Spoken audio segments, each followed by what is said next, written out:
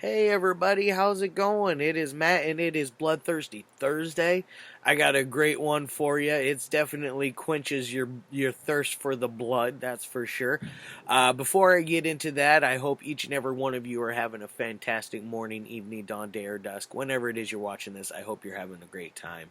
And please always like, share, and subscribe. I can't say that enough. And tell your friends about me. I love film, and I would love to meet more people that like talking about film, and we can always have a good discussion. Yes, yes, yes. As long as we keep it positive, we can have a good discussion. I can guarantee I won't take it to the negative route because I will avoid you if that's the case. I will not talk to you. Now on to today's movie. It's my first that I've ever seen from this director. I really need to check out some of his other stuff because he did stuff like Theater of the Deranged 2, Night of the Tentacles, Snuff A, Bath Salt Zombies, A Hornet Sting in This Hell, a hornet sting in the hell it's caused, and then of course the Monster. Blah, blah, blah, blah. Puppet Monster Massacre. Boy, that was quite the fun one to say.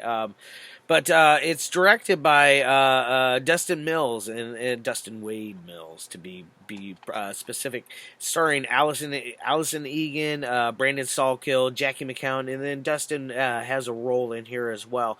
And this is from 2014, and it's running about 50 minutes. Not a very long one. It is definitely what I consider a short, not a feature length. It's close to that feature length route. I think once you get up to like 70 minutes, 70 and above, that's when you're feature length. In my own personal opinion, because an hour still feels like a short. It's still an hour that you have to take out of your day to watch it, but it just doesn't feel the same as if you watch a feature length film. And like I said, 2014, dressed by Dustin Wade Mills, and that is none other than Her Name Was Torment. Yes, I love this cover artwork, by the way. I don't know if there's any other way to get this. I got this. As far as different editions, this is the only edition that I've seen. As far as special features go, there is zero special features. Is unrated, contains graphic violence, gore, graphic nudity, and explicit sexual content. That it does. It's about a girl who basically she may or may not have killed 27 people. She is a what do they call her? Patient 394. That's it. Yes, yes. But they are investigating her because she did all these vicious, horrible murders, horrible crimes, and murdering people. Very graphic. There's points in this where it kind of feels like you're watching that video from the Ring movies, where if you watch it 7 days later, you're gonna get a phone call, or you're gonna get an immediate phone call, and 7 days later you're gonna die. That's how I felt in places watching this. It was very gritty and raw, and the visuals are just insanely good. The acting it's pretty good, no complaints there. Back to the story, but they're investigating her for killing 27 people that she may or may not have. In the process, it's going over her last victim, who she is raping, or not raping, but torturing to like insane levels. Like there's a part where she cuts off all of his lips, and you see his teeth, and it's like that would be very rough. It would hurt, and he is alive and awake during this whole thing. He is strapped down to a chair. There is, even for sick folks out there, there is some necrophilia.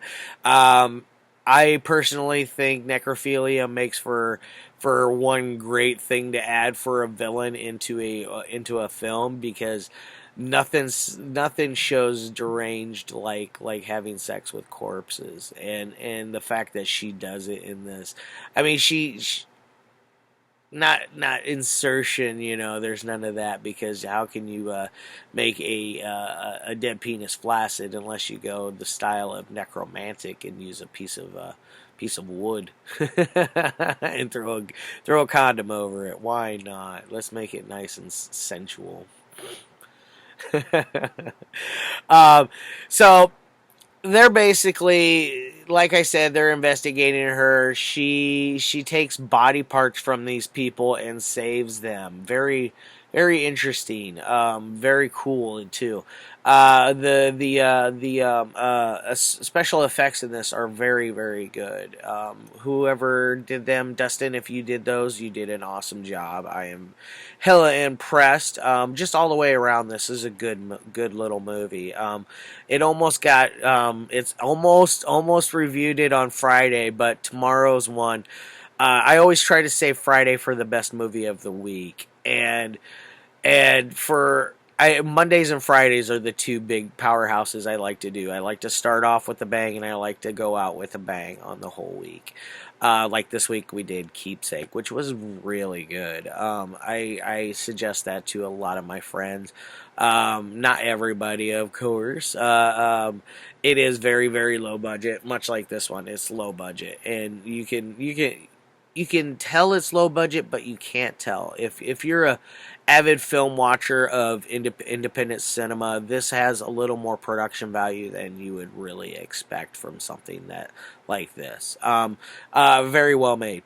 Now, as far as storyline goes, that's about it for story. I mean, you can't really go too far in depth without telling other details about the film, and I don't want to do that because I want you guys to watch it and tell me what you think. If you have watched it, feel free to message me. I always like talking to you guys about it.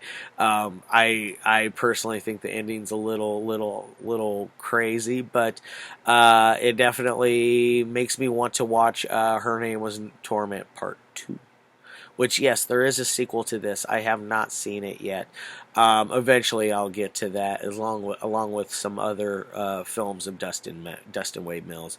If his other work is half as good as this one, I'll be very happy and be pleasantly surprised. Now let me go over on to what my ratings on this one. Like I said, this is very well made for being super independent. As far as plot holes or gaping holes in the story, I mean, it's something you can't really I guess tell too much right away. I mean, like, I want to know how she got arrested, when and who did it. What was her trial like, to be like thrown in? Is she in the insane asylum, or is she in a prison? I prefer to think she's in an insane asylum for the criminally insane, a maximum security prison type thing for the criminally insane. That's what I was meaning to say. Because I mean, come on, you kill 27 victims in a very brutal fashion, and you take body parts from them and save them, put them in jars. That tells you a lot about this person. At one point, she even takes an eyeball, which is pretty insane when that whole scene happens. But like I said, tomorrow I got an amazing one. Like I said, Fridays and Mondays I like to do the best films, and tomorrow just barely beat this one out. Honestly, this whole week has been pretty solid in my opinion. Each and every one of these films I'm glad I own and I'll watch again. The only one that I have trouble with was Tuesday's film, the Goreface Killer. Nothing really against it. I think it's fun. It's does exactly what it's set out to do. It's supposed to make you giggle and laugh and have a good time, and maybe smoke or drink, whatever it is you do while you watch it. Other than that, it's a pretty straightforward film, much like this one. So back to my ratings on this one. Like I said, it's very polished. The acting is very well done. The girl that plays Torment, what is her name? Allison Egan.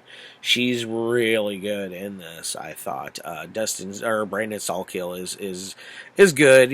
His character. My only real problem with his character is I wish he showed a little more emotion to when she was torturing him, because honestly, if you're being tortured and you're having the things done to him that she was doing, you would be screaming out bloody murder, and then you'd eventually pass out due to the pain. He does pass out sometimes. He is not with it the entire film, so that I guess you could kind of overlook it a little bit, but not a whole lot.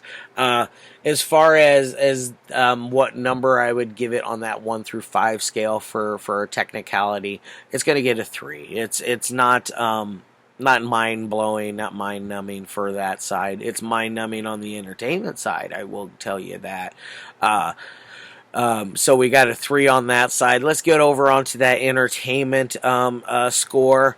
I'm going to give this one a solid 4, and this one's going to have a 7 overall. Like I said, this is hella entertaining, one that I highly suggest for all my deviant fiends out there. Otherwise, my people like my aunt and my cousins, and you guys should just skip over this, because this one is not your cup of tea, because you will not like this. But there are a lot of folks out there that watch my reviews that will enjoy this. I'm going to go ahead and set that down now. So we got a 7 overall. That's a pretty darn good score in my opinion. 7 out of 10. What do you guys think? Do you think I ranked it a little high or a little low? Do you guys think this was overhyped or not? Much like yesterday, I do really like Scrapbook. I think it was just a pinch overhyped. I was expecting it to be the best movie of the week, but it was not. It was the third best. Yeah. No, fourth best, because I do like Keepsake more than it, and I definitely like Torment, and tomorrow's movie is number 1 out of the week. So I'm gonna get the hell on out of here. I'm up on 12 minutes rolling and mumbling about God knows what. I'll let you guys get the hell out of here so you stop looking at my ugly face. I'll see you tomorrow with another amazing review. I hope you guys have a great night. This is going to be up a little later than usual. I try to get these up during the daytime, but this one's not going to get up till much later tonight. So please stick with me, guys. I haven't abandoned you. Please don't abandon me. Which, by the way, I have noticed I've gotten some new subscribers. I thank all of you guys very, very much. There is what is it? UXSX. Thank you for all your feedback as of late and checking out my videos. I really appreciate that. And having your questions about Gateway Meet was really nice. And just having a nice civil discussion about film is always lovely. And please feel free to message me ever again. I'm always available. If I'm not around, I will be around later that day. So always keep that in mind. Alright guys, 13 minutes now. I'm going to get out of here, as I always say. Peace as always. Love your faces, as I always say multiple times. Alright, laters.